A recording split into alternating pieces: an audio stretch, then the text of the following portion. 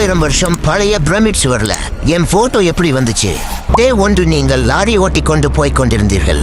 திடீரென்று தூசி புயல், ஜிபிஎஸ் ஆஃப், சிக்னல் கோன். கொஞ்ச நேரத்தில் லாரி ஒரு பாலைவனத்தில் நின்றது. கீழே இறங்கி பார்த்தால் சுற்றிலும் பிரமிடுகள். அடடா, இது பழங்கால எகிப்தா?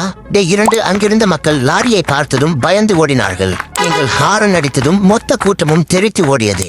ஒருவன் சைடு மிரரில் தன் முகத்தை பார்த்து கொண்டு நின்றான். அவனுக்கு அதுதான் முதல் செல்ஃபி. வீக் 1 கொஞ்ச நாளில் பிரமிடு கட்டும் வேளையில் உங்கள் லாரி தான் மெயின். நீங்கள் ரிவர்ஸ் எடுக்கும் டிங் டிங் சத்தத்துக்கு எல்லாரும் கைகளை கூப்பி நின்றார்கள். அவர்களுக்கு அது தெய்வ இசை. ஒரு நாள் அரசன் கேட்டான், இந்த வண்டி என்ன சாப்பிடும்? நீங்கள் டீசல். மக்கள், டீசலா அப்படின்னா என்ன?